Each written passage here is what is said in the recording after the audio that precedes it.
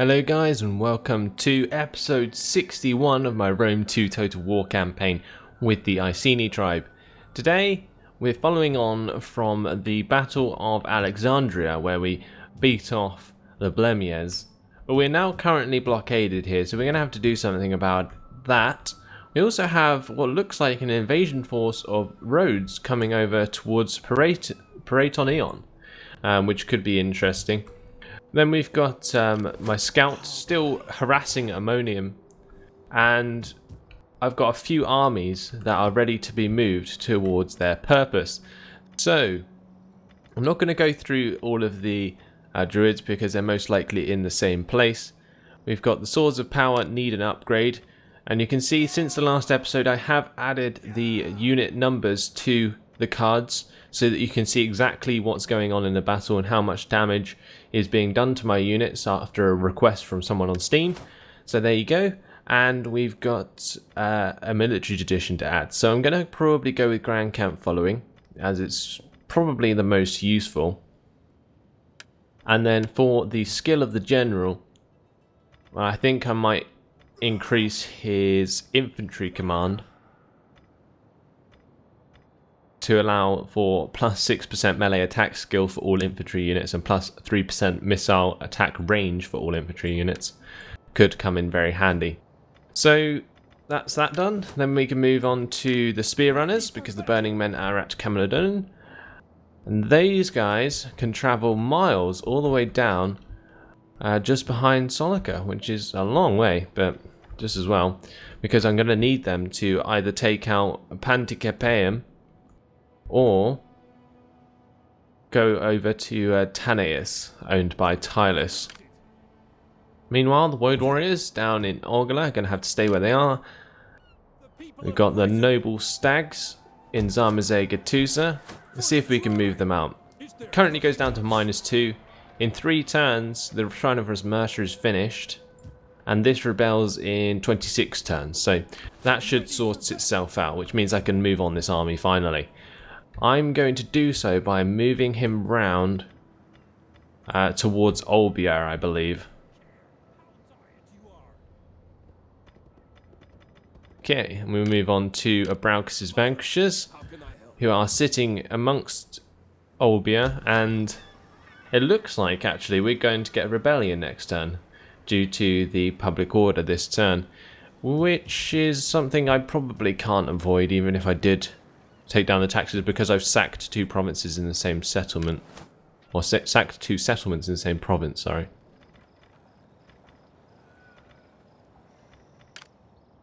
Then we have the Mists of Doom. These guys could move on from Alexandria and hit Paraton and take that for ourselves.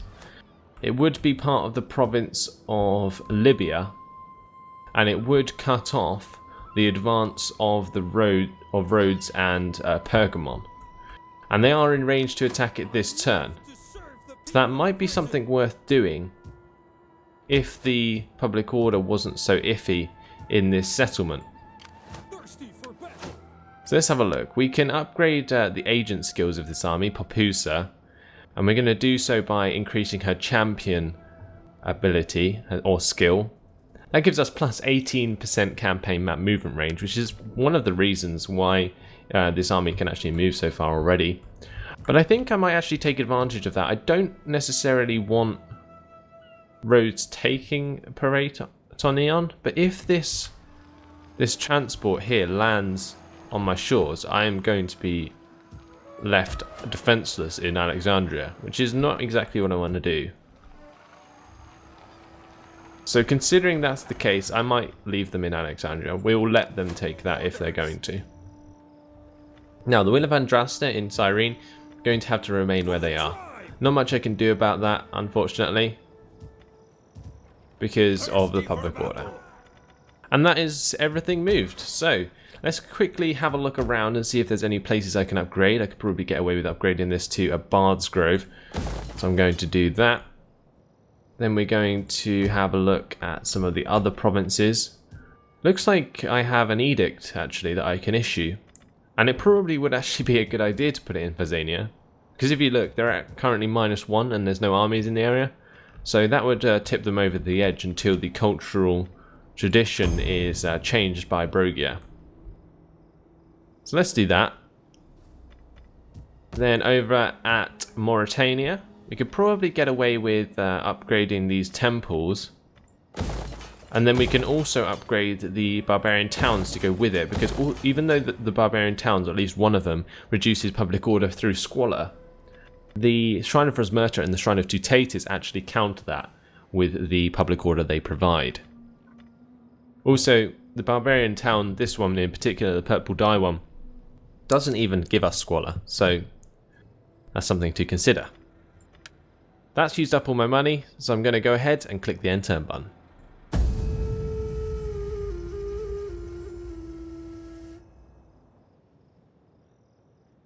So, Penios has been exposed. No surprise there. Then we have the rebellion at Solica, which also isn't much of a surprise. Subversion by Akinidad at Cyrene. Sabotage by Sophonisba at Alexandria to poison the wells. And we've got Io, one of my statesmen, dying from natural causes, which isn't too much of a concern either. Right. Edict issued in Phazania, that's wonderful. Construction report. We've got the sacred enclosure being finished in Olbia. Now this is where the rebellion has just occurred, so let's go ahead and make one of these into a sacred enclosure and one of them into a commons. The one in Olbia can actually be upgraded into Grove Rosmerta.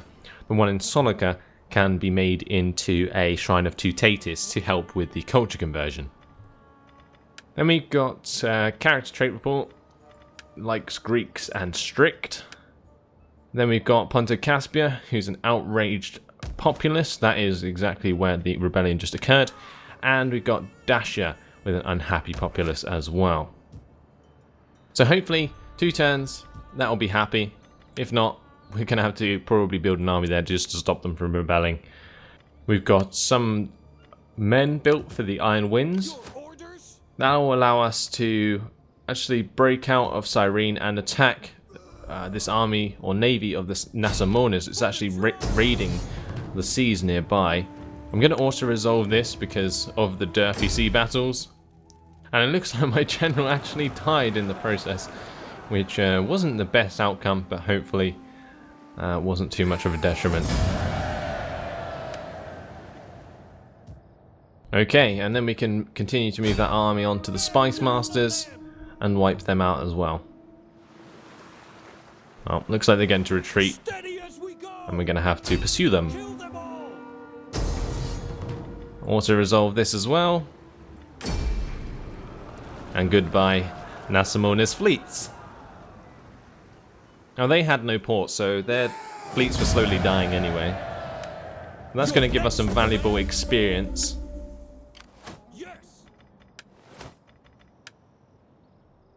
Now I don't know why my general is still alive, unless that's not my general. It looks like I can upgrade his skills, which suggests he didn't die, so I'm not sure who the noble death was for. I will actually have a look in a second. Anyway, Marine is probably the best, +2 seal and plus 10% ramming bonus. That's always good. In the meantime, we can set them to port at Macomedes. That will help them replenish quickly, and we can also add a few men to their fleet. So, let's have a quick look at these event messages, because somebody did just die. Unless it was, of course, Io. Doesn't look like it, unless that was a bug. I'm not entirely sure. Anyway, Penios. You can assassinate someone. Looks like there's a new army here made by the Nasamones, so let's kill him.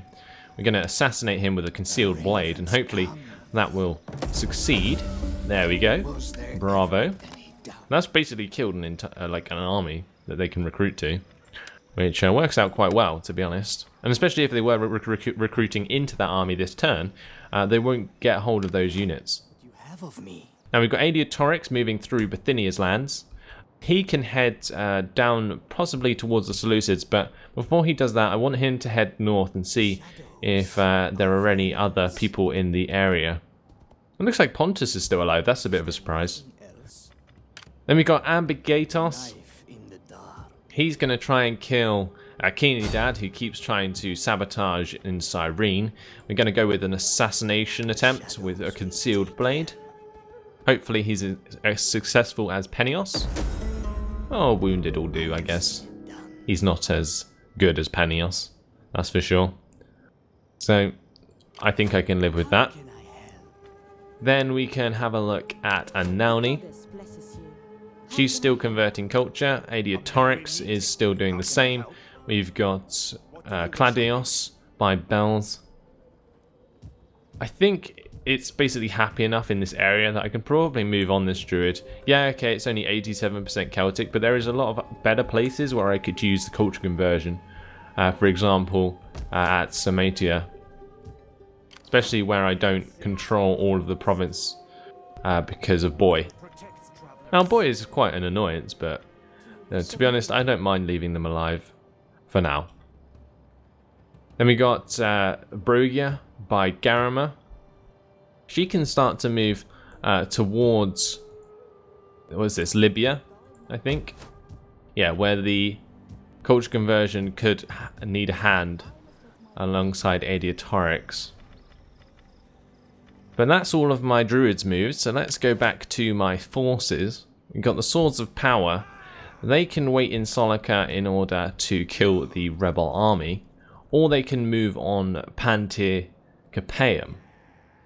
Moving this army on Panticapaeum could actually be a really good idea, because they have 3 ballistas, and the Chosen Sword Band, and the Chosen Spear Band. So I think I'm actually going to do that. And we can do a massive battle against the Royal Scythians once again. So let's jump in and fight this on the battle map.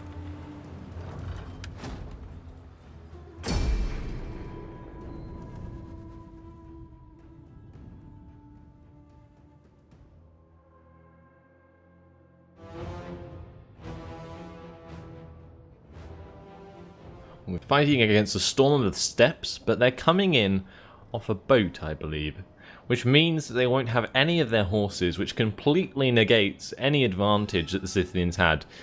The Scythians are incredibly good, or have incredibly good horse units, and it's pretty scary when you come up against them. But it looks like this is a different settlement than any other I've actually assaulted in a long time, due to its nature being by the sea. Now we do have 4 ladders, and as you know I hate using ladders because they are buggy. I'm not sure if they've been fixed, but I don't care to try. So, we're going to drop them, and we're going to use our ballistas instead. Sorry about the steam bug. We're going to spread them out so that they aren't blocked by any objects. And we're going to get our Chosen Sword Band with my general lined up, along with my Chosen Spear Band ready to advance on the walls. Then behind those can come the slingers. Brilliant. So let's start the battle. We shall start firing at these walls and break them down so that we can enter. Reinforcements approaching.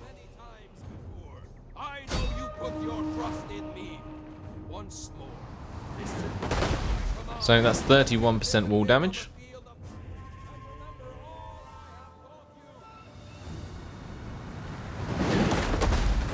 And it shouldn't be long until a lot of those men die. As you can see, already half the unit fell off the wall and to their deaths. The walls are breached. So, that's one part of the wall breached. We're going to attack the next part and open a massive gap in which my men can run straight through.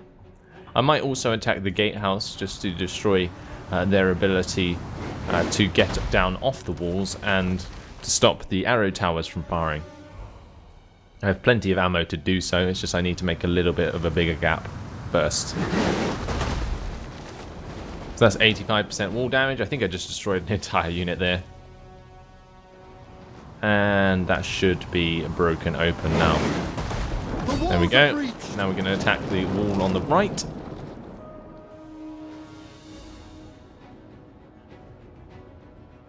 And we shall start advancing the men.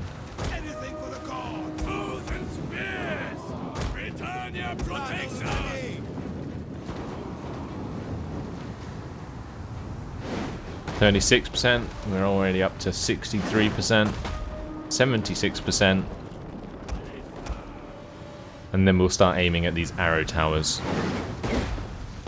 The walls are Brilliant. breached. Okay, so now towards the arrow towers.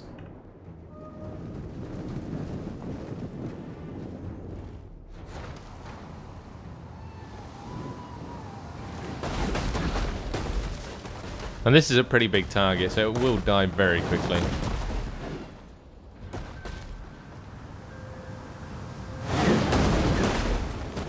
The enemy's tower has been destroyed. And we're going to destroy the one on the right as well.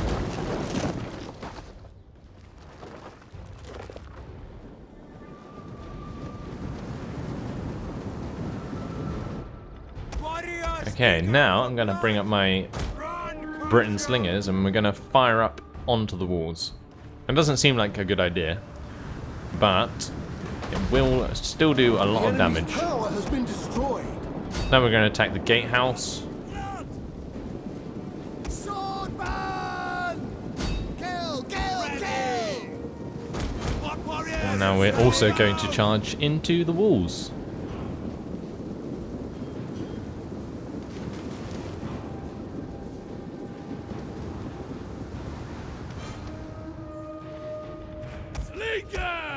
Going to start being peppered by the step archers now. But my chosen swordband with their big shield shouldn't find that too much of a concern. And my slingers are now in range to fire back at them. And with quick reload, we could do a lot of damage. The enemy's gates have been destroyed. So there we go. We're through onto the breach. There's a lot of horses inside, so let's get the spearmen to join in. And my general, of course, can also run towards the enemy. Right, that's one unit on the walls has been destroyed. So let's change their aim. And kill another unit. Basically what happens here with slingers firing so fast against the walls is that as soon as anyone goes near the edge, they just get taken out. And you can see there the units are being killed almost instantly. So now we're going to stop the ballistas firing altogether. My spears are going to go through the gate, although I'm not sure if that's even a good idea due to boiling oil, but it doesn't look like boiling oil is going to come down because I've neutralized the gate already. And we can start engaging their step spearmen. Meanwhile, let's charge down these mercenary Scythian horse archers and these step horse archers. And like I say, normally they would have horses, but they came in off boats, so that is why they don't. We're going to majority of my army to move towards the center sector. We'll get these two units to travel down to the port, and we'll get a couple of units to go down to this capture sector here. Now, on the way, they'll probably end up killing most of the enemies anyway. We have captured the gates. These guys are just going to get slaughtered. Not many of them left. They just walk up to them and stab them. It's pretty ridiculous. And they can all continue running around to the port. Okay. Now we may as well get the slingers inside. So that'll mean they stop getting attacked by that tower, which has probably got quite a lot of kills. We can also get the cavalry in if we need to, but I don't think so. We just have a few straggling units to kill, and we should have won the day.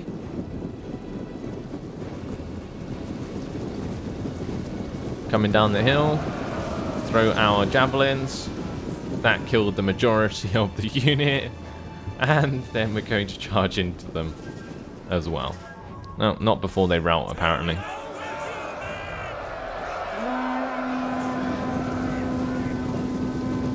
Yeah, we just ran over them. That was pretty ridiculous. Get running! Ah! But I'm not going to stop the momentum of these guys. They're going to keep charging through the streets and down towards these last step archers. Meanwhile, my army can occupy the square.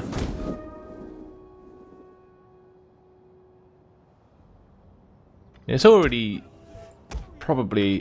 a good idea to get my veteran riders into the town now, actually, because I am taking missile fire from these arrow towers, and I don't necessarily want to lose too many men.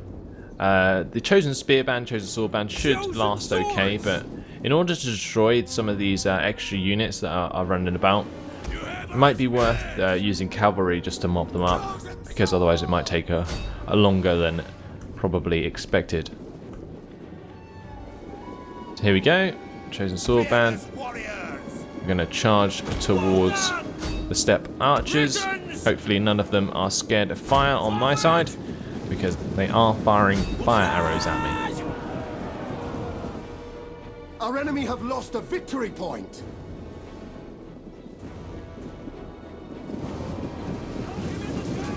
Javelins come in once again, destroy half the unit. And any people who are left over are just going to get killed. Our enemy have lost a victory point. And we're basically just running through their units. It's pretty grim. We've got a unit of chosen sword band, chosen spear band here as well. Engage some step horse archers. This is a shameful display. Not sure who routed. I think it was actually a unit of British slingers. They're probably still being fired upon by this arrow tower, so I may as well go and capture it. Right, now we're going to engage these tribesmen. Now the chosen sword band at close range with the tribesmen are just going to slaughter them. It's as simple as that. And you can see that's exactly what's happening. My men are just advancing through the unit and killing them all.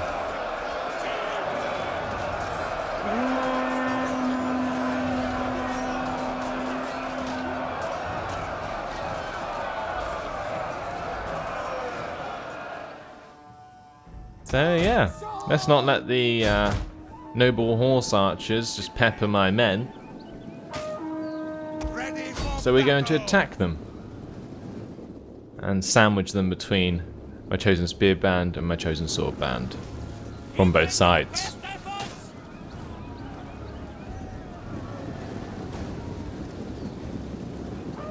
Here we go.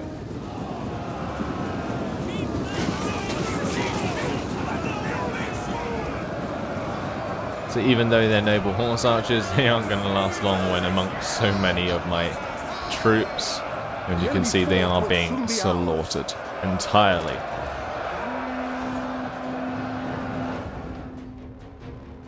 Now, alongside that, there is a tribesman unit that's starting to run away. But it looks like victory is already ours as we have captured the settlement. So bravo, ending battle, decisive victory. I'm going to end it there. 170 losses for myself and 704 for the enemy.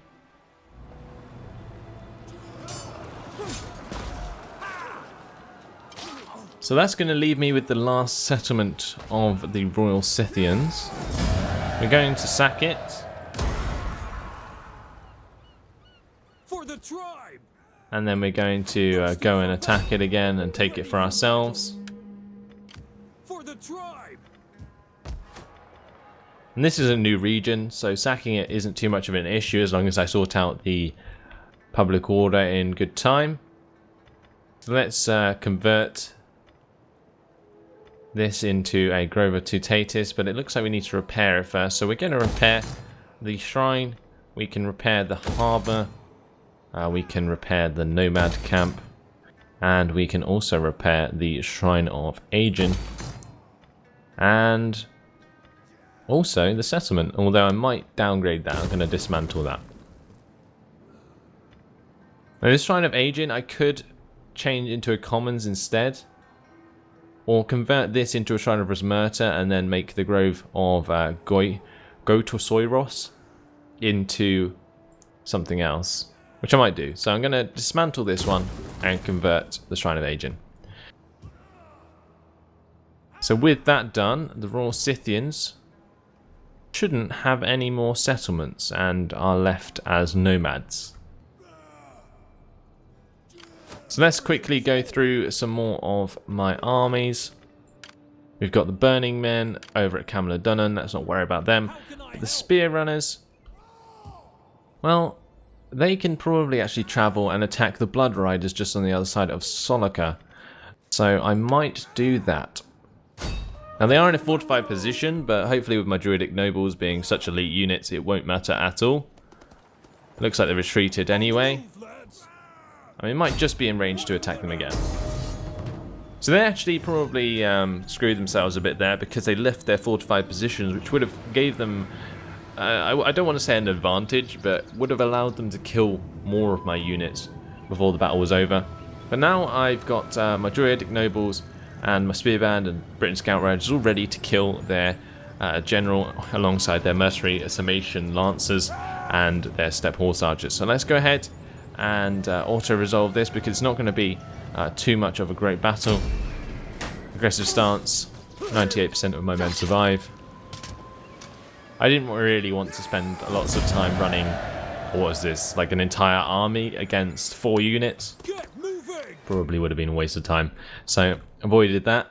Anyway, the idea is that the Spear Runners will go and sit in Solika ready for next turn when the rebel army is a little bit bigger. Then we got the Woad Warriors down in Orgala. They can actually probably move out now alongside the Consorts of Morrigan. I'm going to change the Consorts of Morrigan to a normal stance. And we're going to get them as close as we can to Ammonium to attack in the next turn. And we're also going to move the Woad Warriors as well out of this province. Now that's going to mean that the Will of Andraste is going to have to stay here. But if Rhodes has already taken Parate on Eon, then there's nowhere for this army to go anyway, so I'm not going to move it. So let's have a look at the noble stacks. So they're coming down from Zamazay Katusa, and they can travel all the way around to accompany the Spear Runners and possibly continue past them to attack Tanais. That is actually a part of this province, so would be beneficial for me to take. Then we have Braux's Vanquishers in Olbia. Well, they can also travel towards Solika a bit further because the public order is currently going down, or going up, sorry, by 20 per turn due to the rebellion. And now we've got the Mists of Doom in Alexandria. Well, they can actually probably attack Memphis as long as this army doesn't attack us, but I'm not entirely convinced it won't, so I can't really move the army at Alexandria until I get reinforcements. And finally, the Will of Andraste in Cyrene. Well, I'm going to have to stay where they are. So we've got quite a lot to do. The first of which, probably going to be attacking Ammonium. We've got 2 turns until our technology finishes, which is mint. And then we can go on to Celtic Calendar. These are all lined up to complete, so that will continue to go through there and give me extra public order throughout my provinces, which is really good. But it looks like, unfortunately, that has been my time. So before I click the end turn button, I am going to have the end the episode here.